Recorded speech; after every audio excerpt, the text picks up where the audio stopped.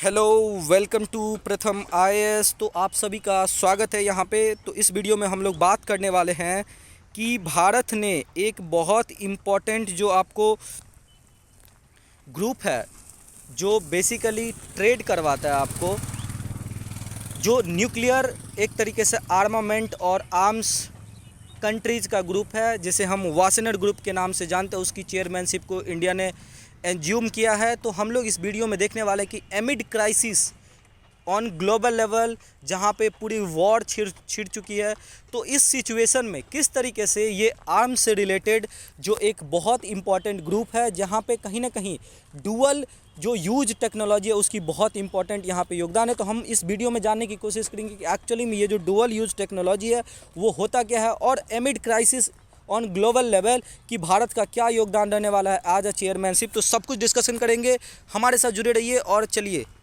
उससे पहले मैं आप लोगों से रिक्वेस्ट करता हूँ कि देखिए, हमें मेहनत बहुत ज़्यादा लगती है। प्लीज़ अगर वीडियो आप देखिए अंत तक, अगर हमारी वीडियोज़ आपको इन्फॉर्मेटिव नहीं लगे तो प्लीज़ हमारे चैनल को सब्सक्राइब नहीं कीजिएगा। अगर आपको ऐसा लगता है कि हमारी वीडियो आपको एग्ज़ाम पर्सपेक्टिव से, आपकी general awareness around the foreign policy अगर आपको अच्छा लगता है तो प्लीज़ हमारे चैनल को सब्सक्राइब कीजिए और हमारे वीडियोज़ को लाइक कीजिए, दोस्तों के साथ शेयर कीजिए। मैं आप लोग का बहुत बड़ा आभारी रहूँगा। तो देखिए, ये सबसे पहले India to assume chairmanship of Wassenaar arrangement for 1 year today. 1 साल तक ये वैलिडिटी रहेगी इंडिया की। और यहाँ पे जो है ना, कंसेंसस बेस पे ये प्लानरी मीटिंग होती है। जैसे आपने FATF की प्लानरी मीटिंग के बारे में सुना होगा, कुछ उसी तरीके का होगा यहाँ पे।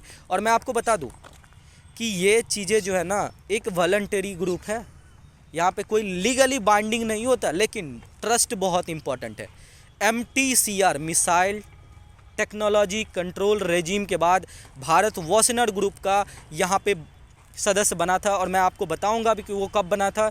और इसके बाद जो टेक्नोलॉजी होती है, देखिए डुअल यूज का मतलब मैं आपको बताता हूँ। देखिए, उससे पहले मैं एक आपसे यहाँ पे MCQ पूछने वाला हूँ कि आप बताइए, अभी हाल ही में बिहार का एक डिस्ट्रिक्ट है जिन्होंने डिक्लेयर किया कि वो कम्प्लीटली पेपरलेस हो चुके हैं। मतलब वहाँ पे कलेक्ट्रेट की जितनी कामें होंगी वो सारी कंप्यूटराइज्ड होंगी। तो आपको बताना, यहाँ पे ऑप्शन दिया हुआ है सहरसा, औरंगाबाद, नालंदा, वैशाली। प्लीज़ हमें कमेंट में बताइए, हम इसका आंसर आपको वीडियो के लास्ट में देंगे। तो देखिए, सबसे पहले वासेनार अरेंजमेंट, ये एक मल्टीलेटरल एक्सपोर्ट कंट्रोल रेजीम है जो वर्क करता है कि प्रमोट करना है transparency and greater responsibility obviously members के लिए in transfer of conventional arms and dual use goods and technologies through regular exchange of information among its member. और इस रेजीम का एम क्या है? इस रेजीम का एम है कि tackling such transfers and preventing destabilising accumulation of the conventional arm and dual use goods. मैं आपको बताता हूँ। देखिए, डुअल यूज गुड्स का मतलब, देखिए, आप मिसाइल, सैटेलाइट, इवन जो यूरेनियम है, अगर किसी कंट्री ने अपने बीच, जैसे देखिए भारत और USA के बीच में क्या है कि यूरेनियम, या आप बोल सकते हैं जो न्यूक्लियर फ्यूल है उसकी, यहाँ पे इवन टेक्नोलॉजी को हम लोग क्या कर सकते हैं, एक्सपोर्ट इंपोर्ट कर सकते हैं।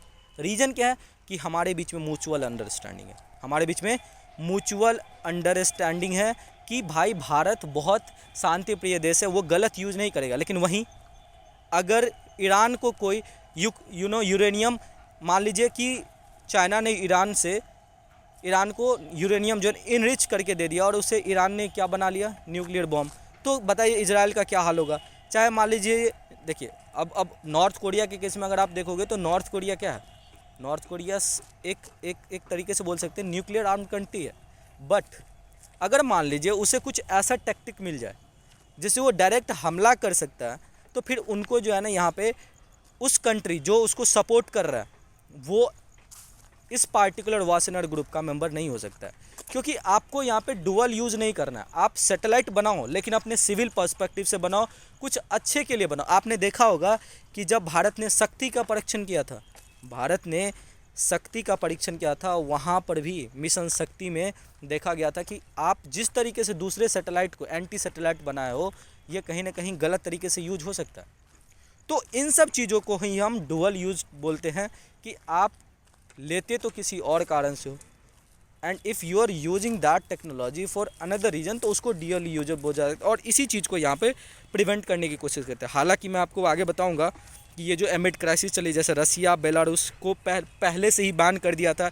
इवन मैं आपको बता दूं, चाइना पे भी यूएस की कंपनीज़ ने बैन किया था। किस चीज़ के लिए? तो जो सेमीकंडक्टर होती है, क्योंकि आजकल सेमीकंडक्टर एक ऐसा कंपोनेंट है आजकल की दुनिया में बहुत इंपॉर्टेंट स्थान रखता है, चाहे वो कंप्यूटर चिप से लेकर के और दूसरे भी, चाहे सैटेलाइट में हो, कहीं भी इलेक्ट्रॉनिक बिना सेमीकंडक्टर का नहीं चलता। और चाइना के एमिड बैन के साथ ताइवान और जो चाइना का क्राइसिस है उस कारण से ताइवान ने भी बैन कर दिया था। तो ये चीज़ें, रीजन जो ताइवान बताता है, Russian invasion on February 22 last year, the government has followed the Wassenaar arrangement on export control for convention arms and dual use goods। और ये सारी चीज़ें ताइवान ने अमेरिका के दबाव के कारण से, और मैं इसलिए बोलता हूँ आपको कि इस युद्ध का, ये जो वॉर खिंच रहा है रसिया और यूक्रेन का, इसमें अमेरिका का बहुत बड़ा हाथ। आप दिन प्रतिदिन देखिएगा कि अमेरिका जो एड देता है आपको यूक्रेन को, इवन मैंने अभी एक वीडियो बनाया था कि एज बढ़ाया आपको किसने? ताइवान ने। इस पर आप देख सकते हैं प्लेलिस्ट में जाकर के, उसमें भी यूक्रेन के साथ ताइवान को भी सपोर्ट करता है। हालांकि ताइवान आप देखोगे तो यहाँ पे दोनों कंट्री की अपनी अपनी चीज़ें होंगी, लेकिन अमेरिका का ज़्यादा इंटरेस्ट है अपनी हेगेमोनी को शो करना। और इसी रीजन से जो ये एक्सपोर्ट कंट्रोल जो है ना, ये हिट कर रहा है चाइना के access to ARM's leading edge chip design, क्योंकि ताइवान जो है दुनिया में सबसे ज़्यादा चिप बनाता है। और इन चीज़ों के पीछे आप देखते होंगे कि ये चीज़ें भी बहुत इंपॉर्टेंट है कि हाल ही में जो यूके अपनी स्पेस टेक्नोलॉजी को बिल्कुल यूएसए के साथ कोलैबोरेट करके पूरा कर लेता, वो भी अब जो है ना इस चीज़ों में, जो स्पेशली ईस्टर्न यूरोप है, वेस्टर्न यूरोप है, वहाँ पे अपनी एक तरीके से जो थ्रेट आ रहा है कि रसिया का इन्वेजन है, उसके बाद ईयू में फ्रांस के साथ, अब यूके भी जो है ना क्या कर रहा है, तो इस तरह की स्टेप्स वो अपना सैटेलाइट लॉन्च कर रहा है। क्यों?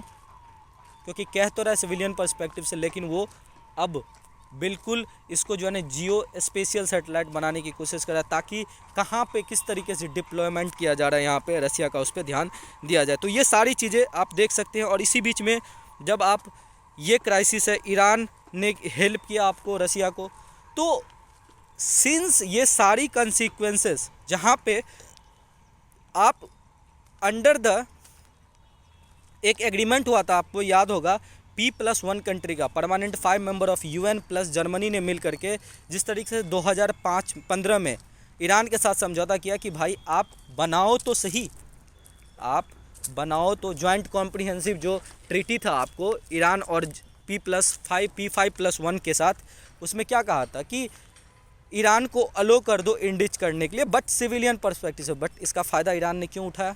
Dual use. बोला ठीक है, हम मान लेते हैं गलती थी वो ओबामा की, और उससे ट्रंप ने पीछे भी हटा। हालांकि पीस के लिए, उस रीजन के लिए अच्छी बात नहीं है। तो ये सारी चीज़ें एक तरीके से जो डुअल यूज टेक्नोलॉजी की है उसको कहीं ना कहीं बढ़ावा देता है। और इसी चीज़ को प्रोटेक्ट करने के लिए कि जो कंट्री डेवलप्ड हो चुका है, जिसके पास ऑलरेडी ये चीज़ सारी टेक्नोलॉजी है, उसको आप ट्रांसफ़र केवल और केवल विश्वासपूर्ण देशों के साथ करोगे, जैसे भारत हो गया, या उनको अपने बीच में करना चाहिए। किसी थर्ड पार्टी को जब आप करोगे तो आपको यहाँ पे इस पार्टिकुलर ग्रुप के कंसेंसस के साथ करना पड़ेगा। सभी लोग मिल करके चेक करेंगे उसके आउटकम को, फिर आप उसे, और जैसा कि आप यहाँ पे देख सकते हैं, इंक्लूड ग्लोबल पोजिशनिंग सैटेलाइट, जैसा मैंने बताया, missiles, nuclear technology, chemicals and biological tools, night vision technology, thermal imaging, some models of drones, aluminium pipe with precise specification of certain kinds of ball bearing. तो ये सारी चीज़ें कहीं ना कहीं यहाँ पर, और मैं आपको बता दूँ एग्जाम पर्सपेक्टिव से, वासेनार अरेंजमेंट ये 1996 में बना था, और इसमें अभी 42nd मेंबर है। और 42nd मेंबर कौन बना था? तो इंडिया एवरी 6th मंथ पे ये मेंबर जो है ना अपने आपस में बात करते हैं, अपनी इन्फॉर्मेशन को शेयर करते हैं कि उन्होंने किस तरीके से कन्वेंशनल जो आर्म्स एंड एम्यूनेशन है उसको एक दूसरे कंट्री के बीच में यहाँ पे एक तरीके से शेयर करने की कोशिश की, चाहे वो आर्मर्ड कॉम्बैट व्हीकल्स हो, लार्ज कैलिबर आर्टिलरी हो, मिलिट्री एयरक्राफ्ट हो, अनआर्म्ड एरियल व्हीकल जिससे आप यूएवीज़ या आप बोल सकते एक तरीके से ड्रोन बोलते हैं, वो सारी चीज़ें पे यहाँ पे क्या होती है तो डिस्कशन होती है। एग्जाम पर्सपेक्टिव से मैं एक और पॉइंट बता दूँ, वासेनार अरेंजमेंट में 2017 में भारत ने इसको ज्वाइन किया था as a 42nd participating state. और सबसे इम्पॉर्टेंट, जिस तरीके की क्वेश्चन यूपीएससी में पूछी जाती है उसके लिए मैं यहाँ पे आपको बता रहा हूँ कि 42 मेंबर्स में से जो इंडिया तो मान लीजिए लेटेस्ट इंटर है ही इसमें पार्टिसिपेंट। चाइना भी एक एक्सेप्शन है कि exception of China all the other permanent members of the UN security councils are signatories of the Wass, मतलब चाइना सिग्नेटरीज भी नहीं है।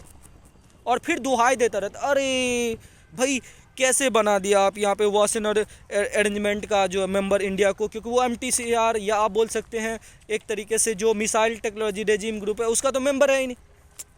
भाई क्या कर रहे हो, मजाक कर रहे हो ये चीज़ सब। पहले अपनी जो एक तरीके से बोल सकते हैं इज्जत उसको बढ़ाओ, अपने बातों पे कायम रहो। और इसीलिए चाइना भी एक बहुत बड़ी चैलेंज है आजकल के ग्लोबल क्राइसिस में, और इंडिया के लिए तो है ही। और हम लोग सीख भी ले चुके हैं। तो चलिए उम्मीद करते हैं कि आपको ये सारी जो चेन इवेंट है वो अच्छे से समझ में आएगा। और अगर आपको पसंद आ रहा है हमारा वीडियो तो प्लीज़ लाइक कीजिए, हमारे चैनल को सब्सक्राइब कीजिए। Thank you so much for watching this video. बहुत बहुत धन्यवाद।